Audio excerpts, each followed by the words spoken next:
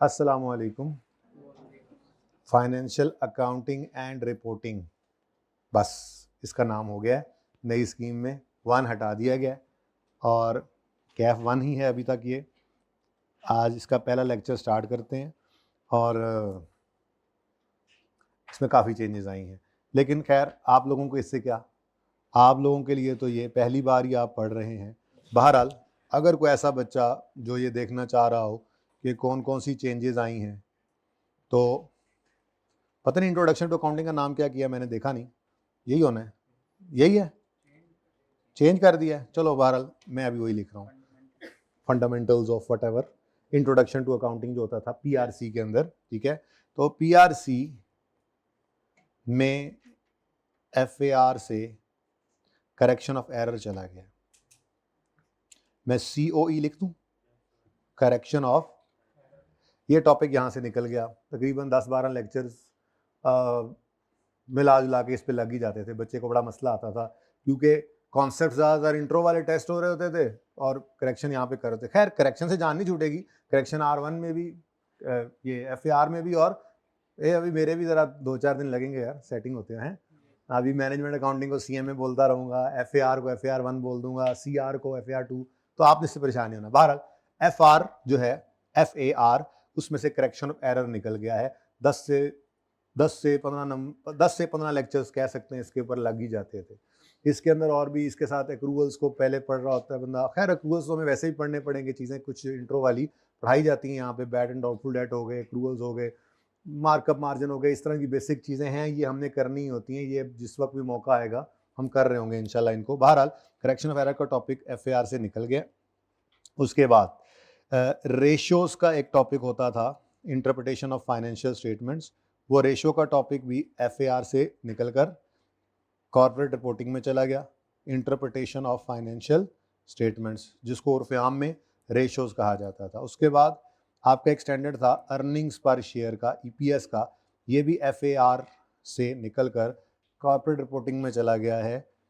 IAS 33 कह लें, EPS कह लें चले, क्योंकि अब हमें इससे क्या कि ये क्या था ये अब आगे जाके पढ़ेंगे आप। अब ठीक ठाक तो है ना आप लोग, हाल हवाल कैसा है, सब सही है ना? ऑनलाइन वालों, असल में मैंने ना ऑन करने से पहले हाल हवाल पूछ लिया था, आप लोग उम्मीद है खैरियत से होंगे।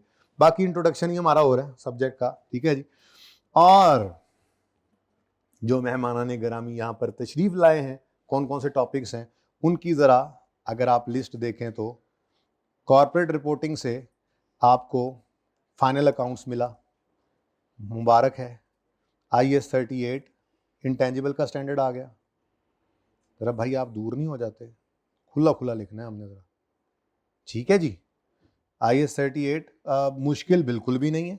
इनफैक्ट आप लोगों ने जो IAS 16 थोड़ा बहुत पढ़ा हुआ है ना, हाँ, अब प्रॉपर्टी प्लांट इक्विपमेंट है, उसी को ज़रा अच्छे लेवल पढ़ेंगे। डिस्पोजल होता है आपका इंट्रो के अंदर, ओके, यहाँ पढ़ लेंगे।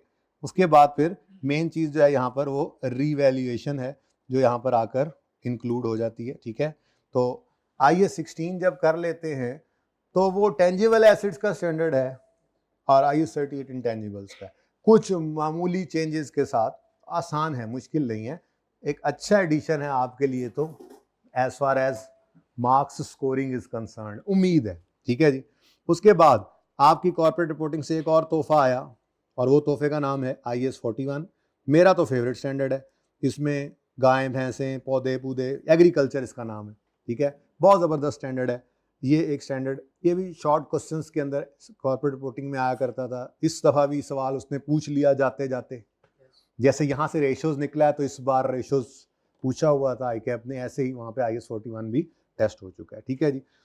ये 2 टॉपिक्स तो आपके आ गए कॉर्पोरेट रिपोर्टिंग से। एक और चीज़ भी कॉर्पोरेट रिपोर्टिंग से आई है, फुल फ्लैज नहीं आई, वो कहलाती है फाइनल अकाउंट्स। फुल फ्लैज मैं इसलिए कह रहा हूँ कि IAS 1 फाइनल अकाउंट्स जो स्टैंडर्ड है, IAS 1 जो है हमारा, वो तो आ गया है आपका FAR में, यानी आप इनकम स्टेटमेंट और बैलेंस शीट बनाना सीखी हुई है ना। इनकम स्टेटमेंट बैलेंस शीट किस किसने चॉइस में छोड़ा, सच्ची सच्ची बताना, किस किसने चॉइस में छोड़ा था? फाइनल अकाउंट्स चॉइस में छोड़ा, मुझे सही से बताना है। 1 2 3 4 5 6 और हाँ हाइब्रिड वाले बताओ बताओ बताओ बताओ बताओ, अब बताओ, बताते क्यों नहीं है? हाँ माशाल्लाह हैं काफी सारे हैं। एक दफा दोबारा जरा हाथ ऊंचे खड़े कर दे, कोई मसला नहीं, टेंशन नहीं लेनी, एक बार हाथ खड़े करके मुझे बताएं जरूर, ठीक है। तो चॉइस में छोड़ा था, है पर्चा पास हो गया या अभी रिजल्ट आना है? पास हो गया। इसीलिए मेरा दिल होता था जब कभी यहां पर R1 में, जो R1 था ना, फाइनल अकाउंट नहीं होता, मेरा बड़ा दिल करता था कभी R1 में फाइनल अकाउंट्स आ जाए ना। वजह पता है क्या होती थी? वजह ये होती थी कि FAR1 के अंदर बंदा ऐसे हवा में लटका होता था, क्योंकि इंट्रो में फाइनल अकाउंट्स था जो चॉइस में छोड़ाते थे बच्चे, ठीक है, और R1 में फाइनल अकाउंट्स का सवाल था नहीं, एक्सट्रैक्ट से गुजारा चलाना पड़ता था, और फिर R2 के अंदर फिर फाइनल अकाउंट्स आ जाते थे। तो खैर एक अच्छा एडिशन है, अच्छा है ये। इनकम स्टेटमेंट बैलेंस शीट आप बनाएंगे, जाहिर है वो कंपनी अकाउंट अब यहाँ पे आप IAS 1 को फॉलो करते हुए बनाएंगे, वो बचपन वाला काम नहीं होगा, लेकिन बुनियाद तो वही है, ठीक है, उसी बुनियाद के ऊपर आपकी बिल्डिंग इंशाल्लाह खड़ी होगी। लेकिन जिन्होंने चॉइस में छोड़ा था वही परेशान ना हो। मैं हमेशा IAS 16 से शुरू करता हूँ, लेकिन आज का दिन शायद मैं थोड़ा टाइम जो है वो बचाकर एक फाइनल अकाउंट का सवाल करा दूँ, ठीक है। फाइनल अकाउंट का एक सवाल सादा सा बिल्कुल करेंगे, जिसमें कोई एडजस्टमेंट्स ना हो, सिर्फ ये है कि P&L क्या होता है, बैलेंस शीट क्या होता है, इसके अंदर क्या क्या चीजें नजर आती हैं, क्योंकि मैंने फिर आगे फाइनल अकाउंट्स तो फिर बाद में जाकर देखेंगे, क्योंकि फाइनल अकाउंट एक ऐसा टॉपिक है कि जो आपके सारे टॉपिक्स के एडजस्टमेंट्स अपने अंदर लेकर एक पूरा सवाल बन सकता है फुल फ्लैज, जो कि बनेगा भी सही, मुझे उम्मीद है, ठीक है। तो वो फिर एंड पे जाकर करेंगे, लेकिन जरा स्टार्ट में P&L किस चिड़िया का नाम है, बैलेंस शीट जो है वो किस कबूतर को कहते हैं, इसमें क्या क्या चीजें कहाँ कहाँ नजर आती हैं, ये एक बार एक सवाल में देख लेंगे। एक आधा सवाल मैं करा देता हूँ, मुझे सादा सा नजर आया था आपकी IKP किताब के अंदर ही, ठीक है, वो सादा सा सवाल विदाउट एडजस्टमेंट, ज्यादा एडजस्टमेंट नहीं, वो कर लेते हैं, उसमें जरा फॉर्मेट को हम देख लेंगे, जो फॉर्मेट हमने फॉलो करना है अब FAR1 के अंदर, ठीक है। उसके बाद मैं देखूंगा कल कोई और आसान सवाल एक आधा मिला तो वो भी आपको दे दूंगा विद सोल्यूशन, देख लीजिएगा। लेकिन हम फिर IAS 16 स्टार्ट कर देंगे, IAS 16 करेंगे, 38 करेंगे, 41 करेंगे, ऐसे तरतीब से IAS करते चले जाएंगे IAS। और उसमें हमने अल्टीमेटली पहुंचना कहाँ पे होता है, फाइनेंशियल स्टेटमेंट्स तक। तो हम एक्सट्रैक्ट्स बनाएंगे, और एक्सट्रैक्ट्स बनाना आसान लगेगा आपको इंशाल्लाह जब फाइनल अकाउंट का एक सवाल भी हमने किया हुआ होगा, ठीक है।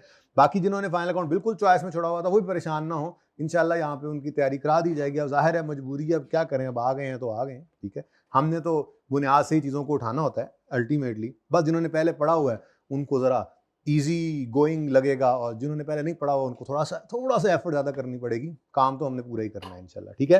फाइनल अकाउंट्स एक अच्छा एडिशन ये भी आ गया है। और अब ये मैं कहाँ से, ये तो ना इधर से आया है ना इधर से आया है, बल्कि ये तोहफतन हदियतन आसमानों से ही कहीं आया है। ये है जी इनकम्प्लीट रिकॉर्ड, उर्फ आम में इसको सिंगल एंट्री भी कहते हैं, इनकम्प्लीट रिकॉर्ड्स या सिंगल एंट्री। ये जब पिछली बार स्कीम बदली थी उससे पहले ये FAR1 में हुआ करता था, FAR1 का सिलेबस जब बदला तो ये खत्म हो गया था, इसमें से चला गया था, लेकिन अब ये दोबारा आ गया है। ये एक टफ टॉपिक है, टफ है, लेकिन अल्लाह खैर करेगा, ऐसा भी मसला नहीं है कि आपको ज़्यादा टफ लगे। एक तरतीब से हम चला करते हैं चीज़ों के अंदर। तो ये 4 टॉपिक्स जो हैं यहाँ पे एडिशन हुआ है, जबकि यहाँ से 3 टॉपिक्स निकले हैं। तो NPO जिस लेवल के ऊपर टेस्ट करता था वो टेस्टिंग लेवल अब उसने अपने सिलेबस के अंदर कम कर दिया है। असल में टेस्टिंग लेवल होते हैं, कभी आप सिलेबस देखें ना, मैं आपको सिलेबस दिखाऊं, ये देखें ना, इस सबसे पहले ना एक ये लिखा होता है, ये कभी आप सिलेबस देखो, कभी देखा होता ना IKP की किताब क्या होती है, सिलेबस में क्या लिखा है, ये चीजें कभी देखी हो तो पता हो ना, ठीक है। तो ये सिलेबस के स्टार्ट के अंदर, सिलेबस शुरू होने से पहले ना ये लिखा होता है टेस्टिंग लेवल। T1 का मतलब क्या है कि मैक्सिमम लिमिट पर topic and maximum agreed limit of testing level 1 topics will be 8 marks, ठीक है। 8 नंबर से ज्यादा सवाल नहीं आ सकता, और फिर ये तकरीबन टोटल मिलाकर 35 नंबर से ज्यादा नहीं हो सकते, शॉर्ट क्वेश्चंस एक तरह से होते हैं, ठीक है ना। तो T1 लेवल पर ले आया है वो NPO को। पहले NPO का जो टॉपिक था वो T2 लेवल पे था, ठीक है। T2 लेवल का मतलब कि वो 20 नंबर तक जा सकता है, और T3 लेवल 25 नंबर तक। 25 नंबर वाला तो कोई सवाल होता ही नहीं हमारा, मैक्सिमम अप टू 20 नंबर ही जा सकता है टेस्टिंग लेवल 2 तक। तो पिछले सिलेबस के अंदर NPO में मैं बस बताना चाह रहा हूं, बैलेंस करके बताना चाह रहा हूं कि मोर और लेस चीजें वैसे ही हैं, ठीक है। तो NPO टेस्टिंग लेवल 2 के ऊपर पहले चलाया करता था, बड़ा सवाल 18 नंबर तक का उसमें से आया करता था, शॉर्ट भी आ सकता है, ठीक है। लेकिन अब वो इसको T1 में ले गया है। अगर मैं वैसे ही आपको दिखाऊं जरा, क्योंकि मैंने तो सिर्फ आपके लिए छोटी सी वो बनाई हुई है ना समरी, तो अगर मैं आगे क्यों नहीं जा रहा,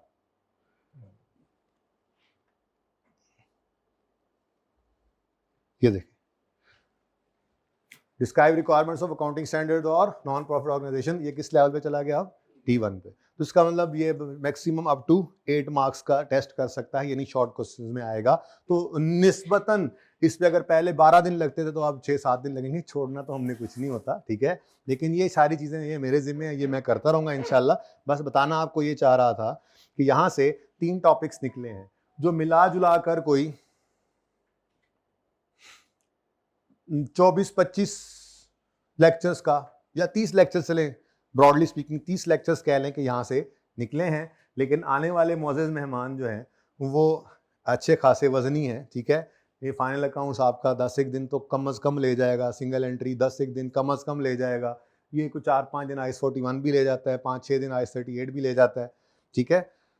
हाँ, NPO से थोड़ा सा शायद क्वेश्चन मिले तो मोर और लेस ठीक है। अगर NPO बिल्कुल ही निकल जाता तो मेरे ख्याल में ज़्यादा बेहतर हो जाता। बहरहाल अब ICAP को क्या कह सकते हैं। खैर ये आपकी मोटी मोटी चेंजेस हैं इस टॉपिक, इस पेपर के अंदर। सिलेबस आपको भी मिल जाता है, कॉपी हो रहे हैं, ठीक है, जो मैंने वो आपके लिए बनाया था, ठीक है। बहरहाल ये नए एडिशन है।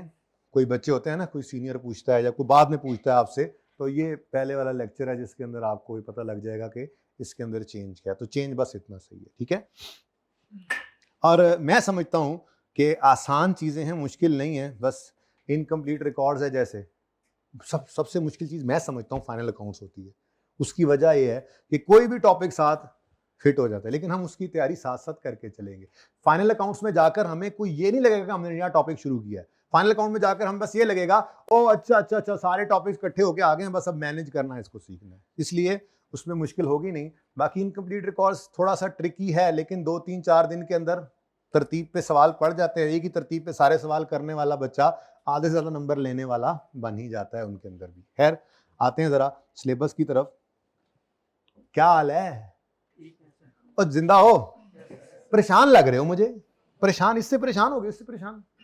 ये तो बेहतर हो गया, बड़ा अच्छा हो गया, अच्छे अच्छे चेंजेस आए हैं, मुफ्त के नंबर आए हैं इंशाल्लाह। ज्यादा नंबर लेने, जिसमें ना अंग्रेजियां लिखनी पड़ती थी, रेशो के टॉपिक में अंग्रेजियां लिखनी पड़ती थी। आपको पता है आपकी अंग्रेजी जो है वो फंसती है जरा, है तो करेक्शन ऑफ एरर जो है उसको सीखने में बड़ा टाइम लगता था। चलें फिर जब सीख जाता था बच्चा तो ठीक है, उसमें से पासिंग मार्क्स आ जाते थे। PPS बड़ा टेक्निकल सा टॉपिक था, डिफरेंट टॉपिक था, बिल्कुल एक तरतीब और चल रही होती थी, इसकी डिफरेंट हो जाती थी, ठीक है। तो ये इंशाल्लाह आपको मजा आएगा। ये IAS 38, IAS 41, फाइनल अकाउंट्स पढ़ के, इनकम्प्लीट रिकॉर्ड्स पढ़ के। इनकम्प्लीट रिकॉर्ड्स एक ऐसा टॉपिक है जिसको पढ़ने के बाद आप किसी छोटी मोटी ऑर्गेनाइजेशन के अकाउंट्स भी खुद ही बना दें। मतलब ये तो आप थोड़ी बहुत जो है ना अपनी आमदनी भी शुरू कर सकते हैं। ये ऐसा टॉपिक है, बड़े मजे का टॉपिक है, इंशाल्लाह यू विल एंजॉय। खैर आ जाए जरा तशरीफ की टोकरियां लेकर। तो preparation of statement of financial position and profit और लॉस, 30 से 40 नंबर की इसको वेटेज दी है। ये सिलेबस मैंने नया डाल दिया है, चैप्टर्स नए डाल दिए, लेकिन ये जो एनालिसिस है जाहिर सी बात है अब अगली बार इसको चेंज कर देंगे। चैप्टर्स बदल गए ना, ये 3 निकल गए और 4 नई चीजें आ गई हैं। तो फिलहाल तो पर्चा जो कि पुरानी स्कीम पे हुआ, तो इसलिए मैंने इसी को ही रखा हुआ है यहाँ पे। जो टॉपिक्स निकल जाएंगे बस वो निकल जाएंगे, बाकी का तो एनालिसिस सामने होना ही है ना। फिर अगली बार इसको जो है वो नए पेपर के हिसाब से कर लेंगे, फिर गायब कर देंगे। इस दफा वाला पेपर भी तो 100 नंबर भी तो पूरे करने थे ना, ठीक है। ओके, अब 30 से 40 नंबर की ये ग्रिड है और इसमें टॉपिक्स चेक करो तो बेसिकली 3 ही टॉपिक्स हैं। Conceptual and regulatory framework for financial reporting, इसके अंदर ये फ्रेमवर्क है, थियोरेटिकल डिस्कशन इसके अंदर से आती होती है। ये नॉर्मली तो आपका लेक्चर 2.25 घंटे का है तो 1 लेक्चर कर लें, लेकिन हम चलो 1.5 लेक्चर कर लेते हैं, ठीक है। ये एंड पे जाके हम कर लिया करते हैं, ये इस तरह का टॉपिक है, कोई इतना बड़ा मसला नहीं है। तो बेसिकली ये 3 टॉपिक्स, ठीक है। इन 3 टॉपिक्स पे मेरे ख्याल में मिला के आपके कोई 25 से 30 लेक्चर्स लगेंगे, लेकिन जस्टिफाइड है 35 नंबर। मैं एवरेज करके चलते हैं तो 35 नंबर यहां से आपके स्कोर हो जाएंगे। और ये ऐसे टॉपिक्स हैं, देखो एक बात याद रखना बेटा, आप लोग अकाउंटिंग का परिचय है, पहली बात। दूसरी बात प्रोफेशनल स्टडीज है, ठीक है। मुमकिन नहीं होता कि आपका टिच टैली सारा सवाल सही हो जाए, वो once in a blue moon होता है, इस तरह का हो जाए काम। एक आधा बच्चा होता है मेरिट सर्टिफिकेट वाला या गोल्ड मेडल वाला, बाकी सारे नहीं होते। ना जरूरत है कोई इतनी दौड़ लगाने की। आज तक जितने को भी देखा है ना, क्लास में पता ही नहीं चलता था कि यार ये भी हो सकते हैं। मतलब नॉर्मल ऐसे ही बस पढ़ते जाते हैं, पढ़ते तो पता, आपने उसकी दौड़ नहीं लगानी, ठीक है, अच्छा है, बस पढ़ते जाएं। हम हर सवाल में पासिंग मार्क्स ले लें, आई कैप कहता है, तो बच्चे को ये समझ नहीं आती कि हर सवाल में पासिंग मार्क्स लें तो पास हो जाएंगे, ठीक है। तो ये ऐसे टॉपिक्स हैं जो आपको पासिंग मार्क्स से देंगे आराम से, ठीक है। ये पासिंग मार्क्स आपको आराम से देंगे, क्योंकि 35 नंबर इसमें से आ गए हैं तो हर बच्चा इसमें से 20-22 नंबर ले ही लेगा कम से कम। ये अच्छी खासी वेटेज है। उसके बाद रह क्या गया फिर 25-30 नंबर। आगे देखते हैं, आगे आसान टॉपिक्स भी, ठीक है। तो ये पहली ग्रिड आ गई। इसमें आपको फाइनेंशियल स्टेटमेंट्स बनानी पड़ेंगी, फाइनल अकाउंट्स जिसको आप कहते थे। बस फाइनल अकाउंट्स में होगा क्या, एक तो थोड़ा फॉर्मेट में आज बता देता हूं, फॉर्मेट जरा IAS 1 वाला बन जाएगा। और दूसरा इंपॉर्टेंट चीज क्या है, जितने भी टॉपिक्स आपको यहां नजर आ रहे हैं, जैसे गवर्नमेंट ग्रांट का स्टैंडर्ड आपने पढ़ा, बोरिंग कॉस्ट का स्टैंडर्ड पढ़ा, PPE पढ़ा, इन्वेस्टमेंट प्रॉपर्टी इंपेयरमेंट 38 एग्रीकल्चर, ये सब के सब अपनी एडजस्टमेंट लेके फाइनल अकाउंट्स में आ जाएंगे। बिल्कुल ऐसे ही जैसे इंट्रो के अंदर बैड एंड डाउटफुल डेट की एडजस्टमेंट आती थी या एक्रूवल की एडजस्टमेंट आती थी, ऐसे होता था ना, करेक्शन ऑफ एरर की एडजस्टमेंट आ जाती थी, ऐसे सीधी सीधी एडजस्टमेंट, यहाँ पे भी सीधी सीधी एडजस्टमेंट थी, कोई इतना बड़ा मसला। अगर टॉपिक तैयार है तो हमने तो हर टॉपिक के अंदर जाना ही कहां पे है, एक्सट्रैक्ट्स पे, इनकम स्टेटमेंट और बैलेंस शीट, ठीक है। अच्छा, दूसरा जो ग्रेड है 20 से 30 नंबर का, मैं समझता हूं कि ये भी आपको पास कराने के लिए रखा गया है, छोटा सा ग्रिड, ग्रिडी है, ग्रिडी, ठीक है। देखो ना, आपके टोटल 3 टॉपिक्स हैं, 3 भी नहीं है, मैं इनको 2 कहता होता हूं, क्योंकि statement of change in equity जहां पर आपको नजर आ रहा है, ये देखो, ये देखो, इसका टेस्टिंग लेवल क्या है, T2, लेकिन इसमें T2 वाली कोई चीज होती नहीं है खास, ठीक है। फिर आई कैप क्या करता है, इसको मिक्स करता है नॉर्मली, मैं आपको भी ट्रेंड भी दिखाऊंगा, किधर गया IAS 8,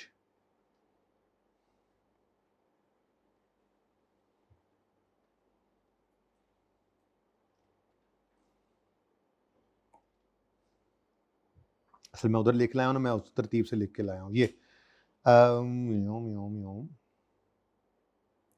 अप्लाइंग कॉन्सेप्ट, ये देखें, अब ये T1 लेवल का सवाल, IAS 8 T1 है। IAS 8 बड़ा एक मजे का स्टैंडर्ड है, कुछ मुश्किल नहीं है, मैं ये कह सकता हूं कि और अच्छा कर दिया उन्होंने आपके लिए, थोड़ा काम ज्यादा करना पड़ेगा, मेहनत ज्यादा करनी पड़ेगी, लेकिन रिटर्न इंशाल्लाह मिलेगा आपको। एनीवेज, ये T1 लेवल का IAS 8 का टॉपिक, ठीक है, और ये T2 लेवल का चेन इक्विटी है। ये इन दोनों को मिक्स करके एक बड़ा सवाल बनाता है। चेन इक्विटी का बड़ा सवाल बनाने के लिए IAS 8 को मिक्स करना इसको पड़ता है। तो देखा जाए तो ये कितने नंबर की मैंने ग्रेड बताई है, कितने नंबर की ग्रेड है जी, कितने नंबर की, 20 से 30, 20 से 30, यानी कि आप इसको 25 कर लें तो 2 सवाल 3 टॉपिक्स में से, 3 टॉपिक्स इसने कहे हुए हैं, मैं आपको करवाऊंगा भी ऐसे ही, चेन इक्विटी कराऊंगा, 2 से 3 दिन में हो जाना है, बस 2 से 3 दिन के अंदर चेन इक्विटी फाइनल कंप्लीट हो जाएगा। लेकिन पर्चे के लिए तैयार नहीं होगा, पर्चे के लिए कब तैयार होगा, उसके साथ ही IAS 8 शुरू करेंगे। IAS 8 जब समझ लेंगे तो फिर IAS 8 में चेंज इन इक्विटी बनवाएगा वो। IAS 8 में ही होता है, पुराने सालों की गलती पकड़ी गई, सही करनी है, या पॉलिसी चेंज की, पिछले सालों को सही करके लाना है, या एस्टिमेट चेंज है तो इसकी अकाउंटिंग सिखाई जाती है इसके अंदर। तो ये दोनों टॉपिक्स मिलाकर मेरे ख्याल में 10-11 दिन के अंदर हो जाएंगे, 12 दिन में हो जाएंगे, हद, और 10 दिन के अंदर ही, यानी ये आपके 20-22 लेक्चर्स की मार है, नंबर चेक करो। तो ये उल्टा आसान हो गया, ग्रिड जितनी छोटी हो जाती है, ठीक है, उतना आपके लिए आसानी हो जाती है, वो टॉपिक करो। अब इसमें से अगर 25 नंबर का पर्चा आता है तो टॉपिक भी ऐसा है, कैश फ्लो का सवाल, आसान तरीन सवाल इस दफा आया था, और मुश्किल तरीन भी कोई मुश्किल नहीं होता इसके अंदर, 70-80% मार्क कैश फ्लो का सवाल लाजमी दे देते हैं। हाँ, IAS 8 का सवाल थोड़ा टेक्निकल होता है, लेकिन उसी के अंदर एफर्ट ज्यादा कर लेते हैं हम, तो पासिंग मार्क्स वो भी आराम से देते हैं। तो 25 नंबर का पर्चा है, 15 से 20 नंबर, 15 नंबर तो कम से कम भी ले लेने चाहिए। कितने पहुंच गए हो, हैं 37 से पहुंचे हो अभी तक, तुम 35 भी कर लो यार, तो बाकी कितने नंबर बचे ना, 35 से 45, यानी 40 नंबर में से तुमने 15 नंबर लेने, ये तो पासिंग मार्क्स भी नहीं बनते, फिर भी आ रहा है। और ये वो टॉपिक्स हैं जो अच्छे नंबर देते हैं आपको, ठीक है। और कितने जी, 35 से 45 ऑन एवरेज। अगर 40 नंबर भी आए तो गवर्नमेंट ग्रांट छोटा स्टैंडर्ड है लेकिन टेक्निकल है, मजे का है, 5-1 दिन में ये होता है। बोरिंग कॉस्ट 5 से 6 दिन में होता है। PPE पे काफी टाइम लगता है, कोशिश यही करनी है कि इसको 20 से कम में कर लेते हैं, लेकिन ये बहुत वॉल्यूमनेस है, इसके अंदर से नोट भी बन सकता है, इसकी जर्नल एंट्रीज भी आती हैं, ठीक है। इन्वेस्टमेंट प्रॉपर्टी 5 से 6 दिन का, इम्पेयरमेंट ऑफ एसेट 5 से 6 दिन का, इंटेंजिबल 5 से 6 दिन, एग्रीकल्चर, ये सारे छोटे छोटे स्टैंडर्ड्स हैं, वेटेज बहुत है। इनका अपना सवाल भी बन सकता है, जैसे IAS 16 हो गया, ये इंटेंजिबल का स्टैंडर्ड आया है, ये ऐसे स्टैंडर्ड है जिनमें PPE का नोट, ये इन्वेस्टमेंट प्रॉप, ये इंटेंजिबल का नोट बनवा सकता है, 15-18 नंबर का सवाल इसमें से आ सकता है। बाकी ये छोटे सवाल हैं, ये इनमें भी मिक्स हो सकते हैं, ये फाइनल अकाउंट में भी मिक्स हो सकते हैं, बहुत इंपॉर्टेंट है। तो सबसे पहले हम कर यही रहे होंगे, हम यहाँ IAS 16 शुरू करेंगे और ये सारे के सारे मैं आपको इकट्ठे करवा दूंगा। ये कर लेने के बाद फिर हम मूव करेंगे, मे भी इधर मूव कर जाए, मे भी इधर मूव कर जाए, ठीक है, और फिर इस तरफ आ जाए, ये भी वो बात की बात है, ठीक है। फिलहाल हमारा पहला पंजा जो हम डालेंगे उसके ऊपर डालेंगे, ठीक है, ओके डन। थोड़ा सा एनालिसिस अगर आप देखें तो 10 नंबर का, ये इससे पहले आपको ये बताना चाहिए मुझे कि आपका पेपर का पैटर्न क्या होगा, क्योंकि आप लोगों को तो नहीं पता ना, आप तो पहली बार तकरीबन सारे बच्चे तशरीफ की टोकरियां लाएं, ठीक है। तो पेपर पैटर्न क्या है जी, 2 सेक्शंस हैं इस पर्चे के अंदर, सेक्शन ए और सेक्शन बी। टोटल 9 सवाल आएंगे, 9 ही आते हैं, ठीक है, 9 ही सवाल आएंगे, 10 नहीं आते, 8 नहीं आते, ठीक है, जिसमें से 6 सवाल पार्ट ए के अंदर। तो पेपर पैटर्न में एक होगा पेपर के अंदर पार्ट ए, मैं आपको दिखाता हूं कैसे, ऐसे ये सेक्शन ए लिख देता हूं, पार्ट ए की सेक्शन ए यहां पे लिखा सेक्शन ए, ये देखो 1 क्वेश्चन, 2 क्वेश्चन, 3 क्वेश्चन, 4 क्वेश्चन, पर्चा देख के परेशान नहीं होना, 5, 6 सवाल हो गए। ये सेक्शन ए के अंदर 6 ही आते हैं, जिनमें एक लाजमी MCQs होता है। आप खुश ना हो जाना MCQs है तो हम वो अकड़ बकड़, MCQs उल्टा परेशानी का बायस होता है, क्योंकि आप किसी भी टॉपिक के अंदर कोई भी चीज नहीं छोड़ सकते, वो आपको थ्योरेटिकली भी चीजों को अच्छे तरीके से पढ़ के जाना पड़ता है, कंप्लीटनेस इंश्योर करता है एग्जामिनर। MCQs तो बहरहाल कम है मेरे हिसाब से, तो ज्यादा होने चाहिए, बच्चा अच्छे से पढ़े ताकि, ठीक है ना, कम से कम भी 30-40 नंबर के MCQs होने चाहिए पर्चे के अंदर, ताकि लगे बच्चे को पता ये चॉइस में छोड़ने के क्या अंजाम होते हैं। खैर एनीवेज 6 सवाल हो गए। उसके बाद सेक्शन बी स्टार्ट होता है, इसमें 3 सवाल होंगे लॉन्ग क्वेश्चंस, ठीक है, तो ये 3 सवाल इस तरह से सेक्शन ए और सेक्शन बी। तो ये आपका पेपर का पैटर्न होता है, पार्ट ए, सेक्शन ए और सेक्शन बी। सेक्शन ए के अंदर क्या होगा जी, सेक्शन ए के अंदर 6 क्वेश्चंस होते हैं और maximum up to 10 marks, maximum up to 10 marks, इसमें सवाल 10 नंबर से ऊपर का नहीं आएगा। देख लो, तसल्ली कर लो। ये जनाब आपका सेक्शन बी स्टार्ट हुआ था ना, इसके ऊपर देखो, ये तो हो गया ना MCQs 10 नंबर के हैं।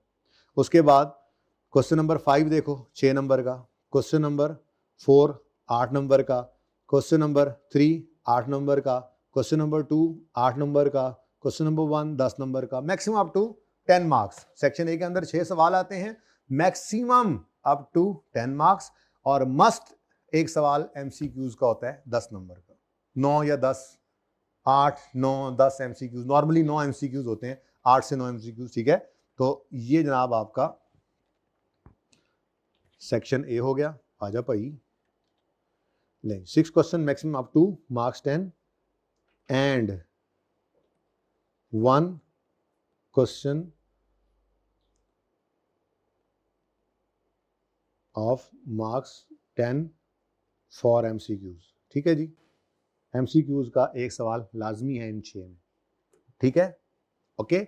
उसके बाद सेक्शन बी के अंदर 3 लॉन्ग क्वेश्चंस आएंगे, 3 लॉन्ग क्वेश्चंस, और इनकी मैक्सिमम वेटेज जो है वो 20 नंबर है, लेकिन 20 नंबर का नॉर्मली सवाल आते नहीं है, 15 से 18 नंबर के इस सेक्शन के अंदर भी सवाल आते हैं, क्योंकि ऊपर 6 सवाल उसने देने हैं, ठीक है। तो यहाँ पर 3 सवाल के अंदर वो 60 नंबर ज़रा उसको ज़्यादा लगते हैं, तो नॉर्मली वो जो है वो 15 से 18 नंबर के सवाल देते हैं, तो मैक्सिमम अप टू मार्क्स 20, लेकिन मैक्सिमम ये, ठीक है जी। अब इसको भी चेक कर लो, देख लो ज़रा, ऐसे ज़रा पेपर पे नज़र डाल रहे हैं। ये पेपर हम आखिरी क्लास में सॉल्व कर रहे होंगे इंशाल्लाह। नॉर्मली मैं रीसेंट अटेम्प्ट का पर्चा जो है वो साइड पे छुपा के रख लेता हूँ। हाँ, इस दफ़ा एक मसला होगा, 2 सवाल और कुछ MCQs हम नहीं करेंगे, क्योंकि वो यहाँ से निकल गए, वो फाइनल वो FAR2 कॉर्पोरेट रिपोर्टिंग वाले बच्चे करेंगे हमारे सवालों को, ठीक है। हाँ, उन वाले 2 सवाल हम कर लेंगे, 3 सवाल, ठीक है, जो हमारे लिए रेलेवेंट होंगे, और फिर कोई नया टॉपिक जो उसके लिए कोई सवाल देख लेंगे, ठीक है। वैसे नॉर्मली मेरी रूटीन यही होती है कि मैं रीसेंट टाइम को छुपा के रख लेता हूँ, अब पता नहीं इज़ा छुपाता हूँ कि नहीं, चेंज हो गया ना, ठीक है, छुपा के रख लेता हूँ, मतलब कि साइड पे कर देता हूँ और उसके बाद एंड पे जाके हम अपना टेस्ट करते हैं। मैं भी नहीं पढ़ता रिसेंट अटेम्प्ट को, पर्चा पूरा एक बार पूरा टॉपिक कर लिया, सारा सिलेबस खत्म हो गया, उसके बाद फिर सारे सवालों को एंड पे करके देख लेते हैं कि हम कहाँ पे स्टैंड कर रहे हैं, ठीक है। खैर एनीवेज, फिलहाल ज़रा मैं सिर्फ इसका सिर्फ नक्शा दिखा रहा हूँ आपको, हुजम नहीं दिखा रहा, परेशान नहीं होना। 7वां सवाल 16 नंबर का, 8वां सवाल है जी 16 नंबर का, और 9वां सवाल है 18 नंबर का, कैश फ्लो का, बहुत आसान सवाल। एनीवेज, तो ये आपका पेपर का पैटर्न है FAR1 का, ठीक है जी। अच्छा जी, स्टडी रिसोर्सेज की अगर बात करें तो चैलेंजेस की बात अगर करें तो पहले तो चैलेंजेस क्या हैं जी। एक तो जनाब लेंथ ऑफ सिलेबस बहुत मसला है, ठीक है, सिलेबस लेंथी है। अब सिलेबस लेंथी है तो उसका हल क्या है? उसका हल ये है कि हम ज़्यादा इंपॉर्टेंट एरियाज पे ज़्यादा फोकस करते हैं, लेकिन जो छोड़ेंगे वो तो पर्चे में ज़रूर आता है ना, इसलिए हम छोड़ते कुछ नहीं है, ठीक है। तो ये मेरे ज़िम्मे काम है, ये मैंने जजमेंट करनी होती है अपनी कि कौन सा टॉपिक टेस्ट कर सकता है, कौन सा नहीं कर सकता। अब जो टॉपिक की कम चांसेस होते हैं ना, तो वो भी आपको नहीं पता लगेगा कि इसके चांसेस कम है। और फर्क कितना को होता है, उस्ताद फर्क सिर्फ इतना ही डालता है कि जिसकी एक्सपेक्टेशन ज्यादा हो 10 की बजाय 12 सवाल करा देगा, जिसकी एक्सपेक्टेशन कम होगी उसको 10 की बजाय 8 पे ले आएगा। इससे ज्यादा वेरिएशन उस्ताद नहीं डालता, वो खुद ही कर रहा होता है, तो वो उसके जिम्मे है, आपके जिम्मे नहीं है, ठीक है। आपको सब कुछ करवाया जाएगा तो आपने भी सब कुछ करना है, ओके। उसके बाद सिलेबस तो चलो जैसे तैसे करके पूरा हो गया। लेंथ ऑफ पेपर भी एक मसला है, पेपर पूरा ही नहीं होता, पेपर ही पूरा नहीं हुआ सर, तो भाई इसका हल क्या है? इसका हल है कि आपने टाइम बाउंड प्रैक्टिस करनी है, ठीक है। मार्क्स इंटू 1.8, प्रैक्टिस आपकी हमेशा क्या हो? टाइम बाउंड हो। और इसके लिए कोई आपने किसी मोमेंट का इंतजार नहीं करना अपने सेशन में, फला मोमेंट से शुरू करेंगे और पहला टेस्ट तो आने दो, आखिरी महीने में देख लेंगे, महीने बाद शुरू करेंगे, नहीं नहीं नहीं नहीं, आज से ही शुरू करेंगे। जो एक तरतीब ये ज़हन में रखिएगा, जो सवाल क्लास में करवाया करूंगा उसको आपने फटाफट जाके रीडू करना है बगैर सोल्यूशन देखे, ठीक है।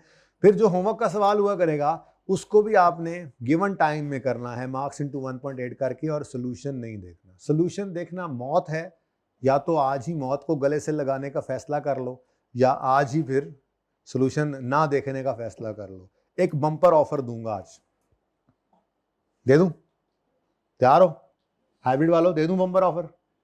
तो की बात है, जो आज नहीं आया उनका क्या बनेगा, वो तो रह जाएंगे इससे।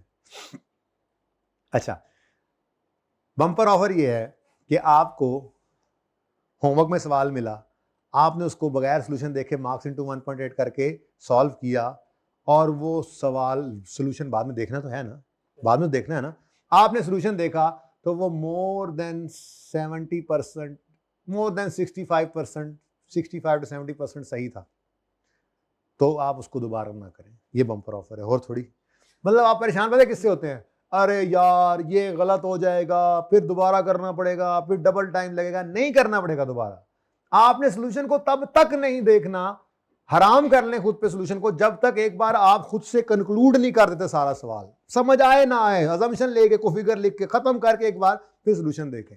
अब जो आपने गलती देखी तो आप फिर ये नियत करें, अगली बार ये सवाल करूंगा तो इंशाल्लाह ये गलती नहीं करनी, और बस उसको छोड़ के आगे। इसलिए अब इस डर से तो निकल आए ना, 2 बार करना पड़ेगा, 3 बार नहीं, 2 बार करना पड़ेगा ना। 70% सवाल सही इंशाल्लाह हो जाएगा, अल्लाह ने चाहा तो। अगर वो 70% सही हो गया, उससे ऊपर भी कर लो, हर्ज नहीं है, अगर हो रहा हो तो कर देना सही, ये नहीं कि मैंने 60-70% ही करना। तो 70% सवाल सही हो गया तो दोबारा उसको करने की जरूरत नहीं, ओके, ठीक है। तो फिर इसको टाइम बाउंड प्रैक्टिस करनी है हमने, तो मार्क्स इंटू 1.8 करना लाजमी है। अब ये होमवर्क में तो हो ही रहा होगा, ये टेस्ट के अंदर भी करना है आपने, ठीक है। पहली बार पेपर में जाके ये प्रेशर जब पड़ेगा ना आप पे, तो फिर संभाला नहीं जाएगा और पर्चा नहीं सॉल्व होता आपसे। तो पर्चा अगर 85 प्लस में सॉल्व कर गए हो ना आप, तो बहुत चांसेस होते हैं आपके पास होने के। लेकिन मार्क्स इंटू 1.8 का मतलब है, मैंने अभी इसके बाद बताना था, मार्क्स इंटू 1.8 का मतलब है 100 नंबर का पर्चा हल करने के लिए हमारे पास 180 मिनट होते हैं, 3 घंटे मतलब 180 मिनट, सही है। तो एक नंबर के हिस्से में 1.8 मिनट आते हैं, ठीक है। 15 मिनट रीडिंग टाइम अलग है, लेकिन सॉल्व करने के लिए आपको 3 आवर्स का टाइम मिलता है, 180 मिनट्स, 100 मार्क्स का पेपर है, तो आपको 180 डिवाइड बाय 100 करने से ये मिलेगा। ये लाजमी है, ये लाजमी करना है, ये हमेशा करना है जब कभी जिंदगी में कोई सवाल करना है तो, ठीक है। तो इसको आपने टाइम बाउंड प्रैक्टिस करनी है, टेस्ट को छोड़ना नहीं है, ठीक है। उसके बाद स्टैंडर्ड फॉर्मेट्स होते हैं हमारे, वैसे भी यहाँ पे स्टैंडर्ड्स को फॉलो करते हैं, लेकिन हमारी तरतीब यही है, कोई भी टॉपिक का सवाल जब हम पहला जैसे करेंगे, हम बिल्कुल उसी तरतीब पे उस टॉपिक का आखिरी सवाल भी कर रहे होंगे। तरतीब हमने नहीं बदलनी, ताकि ये ना हो, मेरे किसी बच्चे के मुंह से मैं कभी ये नहीं सुनना पसंद करता, ना मैंने सुना है अल्हम्दुलिल्लाह आज तक कभी कि वो बच्चा कहे कैश फ्लो का सवाल आया था, पता ही नहीं लग रहा था शुरू कहां से करें। सिंगल एंट्री का सवाल, अब आ गई ना सिंगल एंट्री भी, सर सिंगल एंट्री का सवाल आया था, पता ही नहीं चल रहा था शुरू कहां से करें। एनपीओ का सवाल की समझ नहीं आ रही थी कहां से, फाइनल अकाउंट की समझ नहीं आ रही थी कहां से शुरू करें। बंदा कहना सुन मारूं मैं तुम्हें अगर तुम ये कहो तो, ठीक है ना, क्योंकि बेटा जरूरत ही नहीं है इस चीज की कहने की पड़ेगी आपको। वजह क्या है, जैसे पहला सवाल कराऊंगा वैसे ही आखिरी सवाल कराऊंगा। यानी अगर मैंने सिंगल एंट्री का टॉपिक आपको करवाया, आपको मैंने 10 सवाल हल करवाए, ऐसे ही 5-7 सवाल आपसे भी हल करवाए, 10 सवाल, लेट्स से हमने 20 सवाल किए, तो सारे के सारे सवाल जब एक ही तरतीब पे होंगे तो पर्चे में भी तो उन्हीं में से ही सवाल, उसी टॉपिक का सवाल है ना, एडजस्टमेंट कुछ आगे पीछे हो सकती है, नो इशू। अब उसका हल क्या होगा, उसी फॉर्मेट के ऊपर चीजें डालेंगे, सवाल शुरू कर देंगे, कम से कम 70% सही होगा इंशाल्लाह। तो इसलिए ये वाला मसला भी नहीं आएगा, स्टैंडर्ड फॉर्मेट्स यूज करेंगे, हर टॉपिक का सवाल, कोई भी टॉपिक का कोई भी सवाल जो है वो हम एक ही तरीके से किया करेंगे, ताकि ये मुसीबत ना हो फलां सवाल ऐसे करना है तो फलां वैसे, नहीं, एक टॉपिक एक इस तरह से करना है, बस ये हमें पता होगा। गॉट इट, ठीक है। अच्छा जी, स्टडी रिसोर्सेज के अंदर जी बुक ही होगी आपकी, ठीक है, और बेशक आप उसको, वैसे तो मैंने ऑडिट कर ही लेना, जाहिर है चीज़ें चेंज की हैं ICAP ने भी या नहीं की हैं, ठीक है, तो वो बुक के अंदर इनकॉर्पोरेट हो जाएंगी। तो स्टडी रिसोर्सेज के अंदर आपने अपनी बुक ही लेनी है, लेकिन अगर आप देखना चाहें तो बिल्कुल चैप्टर ख़त्म होने पर आप एक बार, कोई नहीं आपको ख़रीदने की ज़रूरत, स्टडी टेक्स ICAP की वेबसाइट पे अवेलेबल है, डाउनलोड करके रख लें। जब कोई चैप्टर ख़त्म हो जाए, मैं कहूँ हाँ भाई ये चैप्टर ख़त्म है, तो आप जाके उसको ऑडिट करें, आप मेरे लिए ऑडिटर बने और फिर उसमें से चीज़ें निकाल के मुझे बता दें जो बतकाज़ा बशरियत मुझसे रह गई हों, अगर उम्मीद तो नहीं रहेंगी, रह भी जाती हैं, ठीक है, तो उसको हम कर लेंगे, कोई मसला नहीं, ठीक है। तो आपने स्टडी रिसोर्सेज में अपनी कॉलेज वाली बुक को यूज़ करना है, ठीक है, और अपने पास सॉफ्ट फॉर्म के अंदर आप बेशक रखें स्टडी टेक्स्ट को, उसमें जो कुछ है वो किताब के अंदर होगा, किताब में कुछ एडिशनल चीज़ें बस होंगी, इसका फ़र्क, ठीक है, ओके। चल अच्छा जी, चलें जी, अब ज़रा देख लेते हैं जी, ये पेपर पैटर्न है अगर, तो इस पेपर पैटर्न में और ग्रिड्स को किस हद तक फॉलो करता है, ठीक है। तो यहाँ पे मैंने ये मार्क्स को नहीं छेड़ा, ये पुरानी ग्रिड है, पुराना हेडिंग, पुरानी मार्किंग ग्रिड, पुराने टॉपिक्स, ठीक है। सिर्फ आपको ये दिखाना चाह रहा हूँ कि ICAP मोर और लेस इस ग्रिड को फॉलो कर रहा होता है, कभी कभी थोड़ा बहुत वेरिएशन आ भी जाता है। जैसे प्रेपरेशन ऑफ फाइनेंशियल स्टेटमेंट्स में पहले ये देखे चेन इक्विटी और IS8, जैसे मैंने कहा ना कि ये मिक्स करके सवाल देता है, ये दोनों टॉपिक्स मिक्स हुए हैं, दोनों टॉपिक्स मिक्स हुए हैं। और रिसेंट अटेम्प्ट के अंदर भी ये 16 नंबर का सवाल इसने, ये जो क्वेश्चन नंबर 8 अभी लॉन्ग क्वेश्चन में आपने देखा था, लेंथ के हिसाब से तो सबसे लंबा सवाल पर्चे का यही था, ठीक है। इसमें ये दोनों टॉपिक्स मिक्स हैं, IS8 और चेंज इन इक्विटी। जो मैं आपको कह रहा हूं कि ये दो मिलकर एक टॉपिक समझो हो गया, एक कैश फ्लो हो गया, बस यहां से आपके 25 नंबर का पर्चा बनना है, तो जिंदगी कितनी आसान हो जाती है। आसान है, वहाँ हंसो मत, तुम दिल में हंस रहे हो थोड़े थोड़े, है ना, मेरे पे हंस रहे हो गए, गोलियां करा रहे शुरू में गोलियां शुरू में नहीं कराई जाती, एंड पे कराई जाती हैं। अच्छा ले जी, नहीं शुरू से ही करा रहा है गोलियां। अच्छा, उसके बाद कैश फ्लो का टॉपिक बिल्कुल रेगुलर आने वाला टॉपिक है, 2 अटेम्प्ट्स में मिस हुआ था, लेकिन अब चूंकि उस वक्त इसकी ग्रिड में ज़्यादा चीज़ें थी, करेक्शन ऑफ एरर भी इधर ही था, NPO भी इधर था, तो जिस अटेम्प्ट के अंदर वो कैश फ्लो का टॉपिक नहीं पूछा करता, नॉर्मली वो NPO को ले लिया करता था, एक शॉर्ट में एक लॉन्ग में, कभी कभी सरप्राइजिंगली 2 अटेम्प्ट्स में नहीं भी आया। लेकिन अब चूंकि आपको ये नज़र आ रहा है कि यहाँ पर ग्रिड में रह ही क्या गया, एक ये और एक ये, तो अब यूं समझ लें कि ये मस्ट अपीयर ही हो गया, कैश फ्लो का टॉपिक तो मस्ट अपीयर ही हो गया। हाँ, अनलेस अनटिल के वो छोटा सवाल इसमें से अलग बना ले, उसमें छोटा सवाल अलग बना ले, जो कि एक्सपेक्टेड नहीं है, मज़ा नहीं आता उसको इस तरह से ना छोटा सवाल बनाने में। चेन इक्विटी के साथ आईए सेट को मिक्स कर ही देता है वो। एनीवेज अगर नहीं करेगा, आईए सेट में कोई नोट वगैरह बनवा लेगा तो फिर चेन इक्विटी को फिर छोड़ देगा, कैश फ्लो को नहीं छोड़ सकता मेरे ख्याल से वो। कैश फ्लो का सवाल तो अब एक हिसाब से मस्ट अपीयर आ गया। लेकिन यहाँ पर जो 3 टॉपिक्स हैं ना, ये 3 टॉपिक्स हैं, तीनों के तीनों ही इनकम स्टेटमेंट बैलेंस शीट वाले हैं। यानी कि इसमें भी इनकम एक्सपेंडिचर बैलेंस शीट बनती है, इसमें भी इनकम स्टेटमेंट बैलेंस शीट, इसमें भी इनकम स्टेटमेंट बैलेंस शीट। तो यहाँ पर फिर वो देखेगा कि 3 में से कोई 2 सवाल दिया करेगा, ठीक है। और जब इनकम्प्लीट रिकॉर्ड देगा तो मेरे हिसाब से उसको फिर वो एनपीओ को ले जाएगा उधर।